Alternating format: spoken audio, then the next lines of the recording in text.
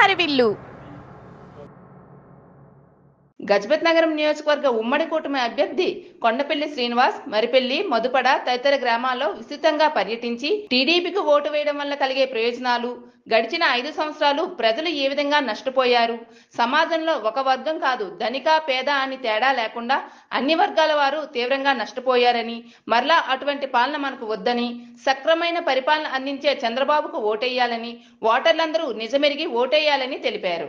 BJP నాయకులకి అలాగే మరిపల్లి గ్రామస్తులకి, పత్రికా మిత్రులకి అందరికీ కూడా పేరు పేరున నమస్కారాలు తెలియజేస్తున్నాను. అయితే చాలా సమయం అయింది, ట్రాఫిక్ అంతరాయం కలుగుతుంది. ఎక్కువసేపు లేకుండా 2 నిమిషాలు మాట్లాడతాను. రేపు సోమవారం జరగనున్న ఎలక్షన్స్ ఏవైతే ఉన్నాయో ఈ ఎలక్షన్స్ని ఖచ్చితంగా మీరందరూ కూడా మీ భవిష్యత్తు నిర్ణయించే ఎలక్షన్స్ అని మీరు భావించాలని కోరుకుంటున్నాను.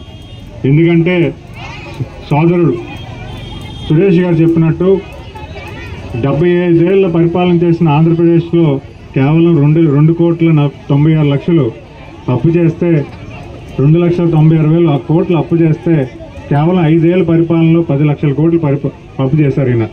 మరి అలాంటి అప్పు రాష్ట్రాన్ని ఎటువైపు దారి తీసుకెళ్తుందంటే ఎటువైపు తెలియని పరిస్థితి. ఎందుకంటే ప్రతి వస్తువు మీద అధిక ధర, ఎటు చూసినా కూడా అభివృద్ధి లేదు. గ్రామాల్లో అభివృద్ధి లేదు, నియోజకవర్గంలో అభివృద్ధి లేదు, రాష్ట్రంలో అభివృద్ధి లేదు.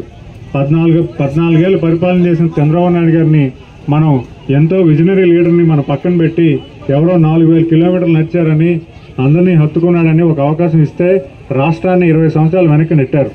మరి అలాంటి పరిస్థితి ఉన్న ఈ రాష్ట్రంలో ఇంకోసారి ఆయనకు అవకాశం ఇస్తే రాష్ట్రం మరీ దయనీయ స్థితికి వెళ్తుందని చెప్పడంలో ఎటువంటి సందేహం లేదు.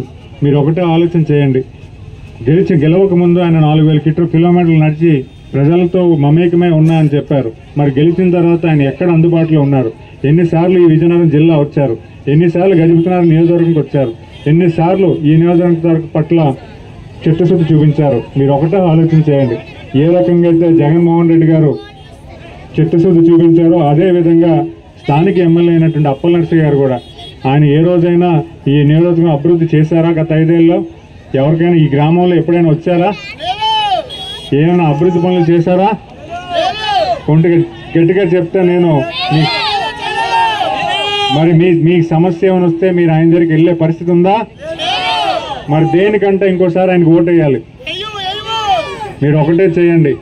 ఈ స్థానిక ఎమ్మెల్యే అప్పలనరసింహ గారిని అలాగే జగన్మోహన్ రెడ్డి గారిని తిరస్కరించే రోజు రేపు సోమవారం వస్తుంది.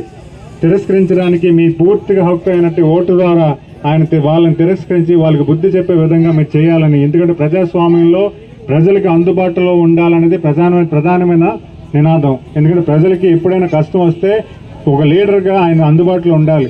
స్థానిక ఎమ్మెల్యే గారు కానీ, చీఫ్ మినిస్టర్ ముఖ్యమంత్రి గారు కానీ ఇద్దరు కూడా అందుబాటులో లేని పక్షంలో మన రాష్ట్రాన్ని, నియోజకవర్గాన్ని, రాష్ట్రాన్ని ఎటువైపు తీసుకెళ్తున్నారో వాళ్ళే నిర్ణయించుకోవాలి. చాలా విషయాలు మాట్లాడుకున్నాం. అయితే ఒకటే విన్నపిస్తున్నాం, ట్రాఫిక్ అంతరాయం ఎక్కువైంది. రేపు సోమవారం జరుగుతున్న ఎలక్షన్స్లో మా కుటుంబాన్ని ఎలాగైతే మీరు ఆదరించారో నన్ను కూడా ఆదరించి దీవించాలని ప్రతి ఒక్కరిని కూడా పేరున మనస్ఫూర్తిగా కోరుకుంటున్నాను. ఎందుకంటే మా కుటుంబం గత 40 సంవత్సరాలుగా పేరు కోసం, మంచి పేరు కోసం, మీ అభిమానం కోసం పనిచేస్తూ ఉంది. మరి అలాంటి పరిస్థితుల్లో నేను ఈరోజు రాజకీయాల్లో రావడానికి కారణం కేవలం ఆ మంచి పేరుని ఇంకొంచెం విధంగా మంచిగా తీసుకెళ్లి మీ అందరికీ సేవ చేసుకునే పరిస్థితుల్లో వద్దామనే ఆలోచనతో మరి అలాంటి పరిస్థితి నాకు కల్పించాలని ఒక అవకాశం కల్పిస్తే, ఒక అవకాశం మీద నేను బాగా పనిచేసే విధంగా ఉంటే ఇంకోసారి మీరు అవకాశం ఇవ్వండి. ఒక 5 ఏళ్ళు నాకు ఇచ్చి చూడండి, ఏ రకంగా నేను అభివృద్ధి చేస్తాను ఈ నియోజకవర్గాన్ని మీరు చూసి నేను బాగా చేస్తేనే ఇంకోసారి నాకు అవకాశం ఇచ్చే విధంగా మీరు చేయాలని. మరి రేపున్న ఎన్నికల్లో మనకిచ్చే 2 ఓట్లు కూడా సైకిల్ గుర్తుకే ఓటేసి రాష్ట్రంలో ముఖ్యమంత్రిగా చంద్రబాబు నాయుడు గారిని, అలాగే దేశంలో ప్రధానమంత్రిగా మోడీ గారిని కూడా మీరు గెలిపించే పరిస్థితి మీరు చూడాలని ఖచ్చితంగా వేదిక ద్వారా తెలుస్తున్నాను. అదేవిధంగా ఈవీఎం మిషన్స్ ఈ రకంగా ఉంటాయి. గత ఎలక్షన్స్లో కూడా మీరు చూసే ఉంటారు. ఈ ఈవీఎం మిషన్స్లో అభ్యర్థుల పేర్లు ఉంటూ సింబల్ ఉంటుంది. మీరు సైకిల్ సింబల్ ఎక్కడైతే ఉందో అది చూసుకొని దాని పక్కన ఉన్న నీలం రంగు బటన్ నొక్కి మీ తాలూకా ఓటు నమోదు చేసుకోవాలి. ఓటు నమోదు అయిన వెంటనే మీకు స్లిప్ వస్తుంది. ఆ స్లిప్ తీసుకొచ్చి వాళ్ళకి ఆ బాక్స్ ఉంటుంది, ఆ బాక్స్లో వేయాల్సిన అవసరం ఉంటుంది. ఇవన్నీ కూడా ప్రక్రియ అనేది మీకు ఇంటింటి ప్రచారం జరుగుతున్నప్పుడు మీకు తెలియజేస్తారు ఈ గ్రామ పెద్దలందరూ కూడా. కనుక రేపు సోమవారం జరిగే ఎలక్షన్స్లో నాకు మీ గ్రామం నుంచి నియోజకవర్గంలో అత్యధిక మెజార్టీ ఇవ్వాలని మీ అందరినీ మనవి చేస్తున్నాను. అక్కలు, చెల్లెళ్ళు, అన్నలు, తమ్ముళ్ళు, పేరు పేరున ప్రతి ఒక్కరికి నా హృదయపూర్వక ధన్యవాదాలు తెలియజేసుకుంటున్నాను. ఎందుకు తెలియజేసుకుంటున్నానంటే ఆ రోజు నేను ఎంపీటీసీగా పోటీ చేసినప్పుడు గెద్ద సత్యనారాయణ కుమార్తెగా మండలంలో మన పార్టీ లేకపోయినా మనకు అత్యధికంగా అందరికి మరొకసారి ఎంపీటీసీగా నన్ను ఎంపిక చేసినందుకు మరొకసారి ధన్యవాదాలు చేస్తాను. అలాగే 2014 ఎలక్షన్ చూసుకుంటే ఎంపీపీ ఇచ్చినందుకు మరొకసారి మీ అందరూ కూడా మా ఊరికి ఎంపీపీ వచ్చింది, మా అమ్మాయి మండలం అంతా మన పేరు మారుమోగుతుందని ముఖ్య ఉద్దేశంతో అందరూ కూడా ఎంతో అభిమానంగా ఆదరంగా ఆశీర్వదించి ముందుకు నడిపించారు. అయితే చంద్రబాబు నాయుడు గారు మొన్న 2019లో మనకు రాజకీయాలందరినీ కూడా ఎంపీటీసీకి దూరంగా ఉండమని చెప్పడంతో మనం పోటీ చేయలేదు. లేకపోతే అప్పుడు కూడా మన ఊరు నుంచే మనకి తెలుగుదేశం తరఫున మీ సోదరిమల్ని అందరూ కూడా అప్పుడు కూడా గెలుపుబాట్లను నడిపిస్తారని మీ అందరి మీద నాకు నమ్మకం ఉంది. కార్యక్రమం ప్రతి సంవత్సరం సంక్రాంతి జరగాలని చెప్పేసి పిల్లలందరికీ కూడా యువతకి అందరికీ పిలుపునిచ్చి వెళ్ళాను. నేను మన సంక్రాంతికి మా ఊర్లో లేని సంక్రాంతికి మీ ఊర్లోనే ఉన్నాను. అయితే ఈ రోజు చాలా ఒక 3 విషయాలు సూటుగా చెప్తున్నాను. వచ్చినటువంటి వాళ్ళందరూ కూడా తెలుగుదేశం అభిమానంతో వచ్చారు కాబట్టి, అది కాకుండా ఇంకెవరైనా వైఎస్ఆర్సీపీ మీద ఆశలు పెట్టుకున్నా నా సోదరులు గాని ఈ గ్రామ ప్రజలు ఇంకెవరైనా ఉంటే వాళ్ళకి ఒక మాట చెప్తున్నా,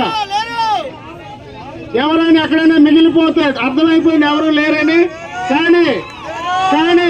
కానీ ఎవరైనా మిగిలితే రేపు ఓటేసాము శ్రీనివాస్ గారికి గెలిచారని చెప్పి కాదు. ఎవరైనా ఉంటే ఇప్పుడే కట్టులు తెంపుకొని ముందుకు వచ్చేయండి, సైకిల్ గుర్తు మీద ఓటేయండి. ఎందుకంటే వచ్చేది చంద్రబాబు నాయుడే సీఎం అవడం ఖాయం. రోజు రోజుకి వరద ప్రవాహంలో మనుషులు మారిపోతున్నారు, వైసీపీ నుండి టీడీపీలోకి వస్తున్నారు. అలాగే మన మహిళా మనులైతే మేము 2019లో తప్పు చేశాం, ఈ దుర్మార్గుడికి ఓటేసి తప్పు చేశాం. ఆ రోజు మాకు ముద్దులు పెట్టాడని, తల నిమిరాడని, కాళ్ళనడకతో వచ్చాడని చెప్పేసి మేము ఓటేసినందుకు ఈ రోజు స్వయానాలు ఆడపిల్లల్ని రోడ్లు ఫ్యాన్ 5వ నెంబర్లోనే ఉంటుంది, హైయెస్ట్ స్పీడ్. మన దరిద్రం కొలితే 151లో పెట్టాం. కరెంటు స్పీడ్ ఎక్కువైపోయి మన కరెంటు బిల్లులు మోత పెరిగిపోయింది. జాబులు కొట్టేసి లక్షల రూపాయలు మన డబ్బంతా దోచుకుంటున్న ఈ దొంగ ముఖ్యమంత్రి. ఎందుకు దొంగ ముఖ్యమంత్రి అన్నానంటే, మనకి స్వతంత్రం వచ్చి 75 ఏళ్ళు అయింది. ఈ 75 సంవత్సరాల్లో 10ల సంఖ్యలో ముఖ్యమంత్రులు వచ్చారు. ముఖ్యమంత్రులందరూ కలిసి మన రాష్ట్రాన్ని అవసరానికి వాడిన అప్పు 2,90,000 కోట్లు. కానీ మన ముఖ్యమంత్రి జగన్మోహన్ రెడ్డి వచ్చిన తర్వాత ఈ ఒక్క 5 సంవత్సరాలనే 10 లక్షల కోట్లు అప్పు చేశాడు.